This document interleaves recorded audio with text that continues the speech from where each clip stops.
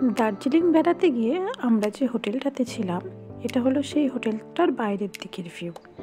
হোটেলটার জানালা থেকে পুরো বাইরের দিকটা ক্লিয়ার দেখা যাচ্ছে। আর সত্যি কথা বলতে যেহেতু এখানে শীত সবসময় কম বেশি থাকে, ওই কারণের জন্য সকালবেলা আমরা ঘুম থেকে উঠে আগে গেছিলাম হোটেলটার ছাদ থেকে নেমে আমরা ফ্রেশ হয়ে চলে এসেছি সকালের খাবার খাওয়ার জন্য মহাকাল হোটেলে। দার্জিলিংয়ে থাকাকালীন আমরা যে কতবার খেয়েছি, যতবারই ব্রেকফাস্ট থেকে শুরু করে ডিনার পর্যন্ত সব আমরা মহাকাল হোটেলটাতেই খেয়েছি। আর এই হোটেলের খাবার দাবার ছিল অসাধারণ সুন্দর। তবে দার্জিলিং যেহেতু একটা খুব জনপ্রিয় পর্যটন কেন্দ্র, তো ওই কারণের জন্য এখানে প্রচুর হিউজ পরিমাণে খাবারের দাম। সেরকম রিজনেবল খাবার কিছুই ছিল না। একটা ডিম টোস্টের দামও 70 টাকা থেকে 90 টাকার মতো এরকম। তো আমরা ওই যে পরোটা আর আলুর দম নিয়ে নিয়েছি। তো এবার খাওয়া দাওয়া করে আমাদেরকে বেরিয়ে যেতে হবে, কারণ দার্জিলিংয়ে আজকে আমাদের লাস্ট ডে। এরপরে আমরা যাব লেপচা জগতের দিকে। তো সেই জন্য খাওয়া দাওয়া কমপ্লিট করে আমরা পুরো বেরিয়ে পড়ব। তো খাওয়া দাওয়া কমপ্লিট করে আমরা রুমে চলে এসেছি। রুমটা ছেড়ে যেতেই ইচ্ছে করছে না, এত সুন্দর ঘর। তো এবার দার্জিলিংয়ে থাকাকালীন আমরা নেওয়ার জন্য আমরা এক্সট্রা কোনো ব্যাগ আনিনি। আর বুদ্ধির ভুল হয়ে গেছে, আমরা কোনো ব্যাগ কিনে আনি, ওই কারণের জন্য আমাদের এই ঠোলাই মালাই করে জিনিস নিয়ে যেতে হচ্ছে। তো চলো এবার আমরা দার্জিলিংয়ে হোটেল ছেড়ে বেরিয়ে যাচ্ছি।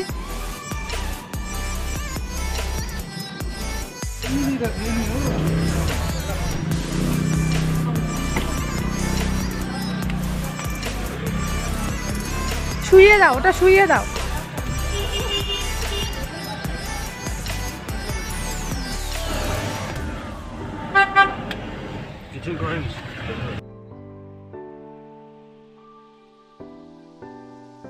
এখন যে রেলওয়ে স্টেশনটি তোমরা দেখতে পাচ্ছ সেটি হচ্ছে ঘুম রেলওয়ে স্টেশন। তো দেখো এখানে লেখাই রয়েছে স্টেশনের গায়ে যেরকম লেখা থাকে। তো এই ঘুম রেলওয়ে স্টেশন হচ্ছে ভারতের সর্বোচ্চতে অবস্থিত একটা রেলওয়ে স্টেশন। তো এবার দেখো আমরা প্রাকৃতিক পরিবেশের মাঝখানে দিয়ে পৌঁছে যাচ্ছি লেপচা জগতে। লেপচা জগৎ সেটা হচ্ছে ধুবি আর পাইন বনের জঙ্গলে ঘেরা একটা এলাকা, যেখানে লোক সংখ্যা খুবই কম, একদম শান্ত নিরিবিলি পরিবেশ। যদি কেউ শান্ত পরিবেশে থাকতে চায় তাহলে আমি বলবো যে লেপচা জগৎ একটা অন্যতম জায়গা।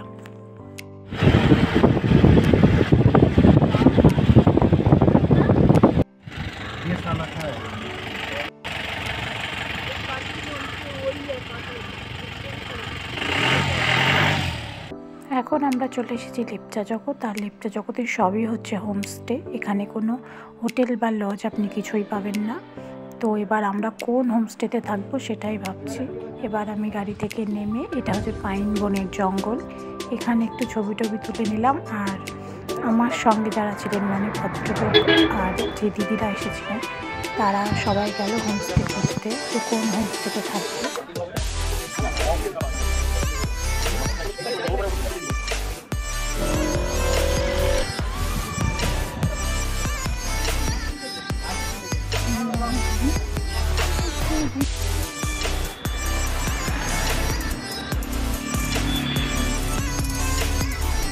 সকলে হোমস্টে খোঁজায় ব্যস্ত, আর আমি এদিকে আমার একার মতো ভিডিও করে নিচ্ছি। আমার জায়গাটা খুব সুন্দর লেগেছে।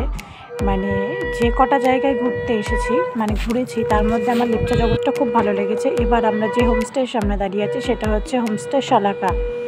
তো এই শালাকা হোমস্টেটা খুব সুন্দর। তো এই শালাকা হোমস্টে আমাদের পার ডে মাথা পিছু নিয়েছিল 1200 টাকা। 1200 টাকার মধ্যে ব্রেকফাস্ট, ডিনার, লাঞ্চ সমস্ত কিছু ইনক্লুডেড। তো এবার দেখতে পাচ্ছ আমরা ঘরে চলে এসেছি। আর ওই যে ছেলেগুলো দেখছো ওরা হচ্ছে হোমস্টের ছেলেরা, ওরা নিচে থেকে ব্যাগপত্র সব কিছু দিয়ে যাবে ঘরে। তো দেখতেই পাচ্ছ আমরা এই রুমটা নিয়েছি। খুলে দাও, একটু ঠান্ডা আছে।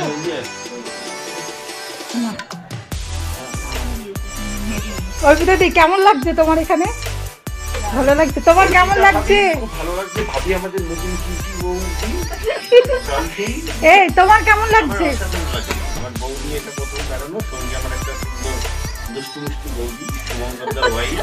আচ্ছা আচ্ছা, পুরো হানিমুনটা আমাদের ট্রিট দিচ্ছে বৌদি।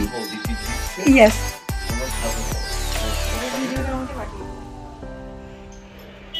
এই ভিউটা দেখো। খুব সুন্দর লাগছে। মাল ঢালা দেখো অসাধারণ অসাধারণ পাইন বন। দেখো আমার যে এরকম, দেখো পুরো মেঘটা ভেসে যাচ্ছে, কিন্তু তো ক্যামেরাতে ক্যাপচার করা পসিবল না, কিন্তু অসাধারণ লাগছে, এত ভালো লাগছে। আমরা দার্জিলিং না থেকে এখানেই তো থাকতে পারতাম। দার্জিলিং তো দার্জিলিং, তাই না? এই রুমটাও সুন্দর, না ছোট হোক তবুও ভালো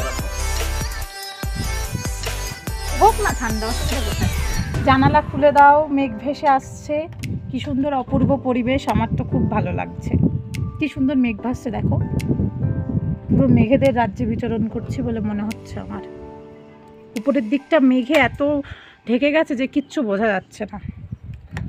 এবার একটুখানি পরে আমরা যাব পাইন বনে। সেখানে কোথায় আছে পন্ড বললো, পন্ড মতো আছে, ভিউ পয়েন্ট। ওখানে যাব, ছবি তুলবো, রাস্তায় হাঁটবো, ছবি তুলবো, রিলস বানাবো। আর তুমি কি করবে? আমরা এসেছি তো কোথায় এখন, এটা জানো লেপচা জগতে।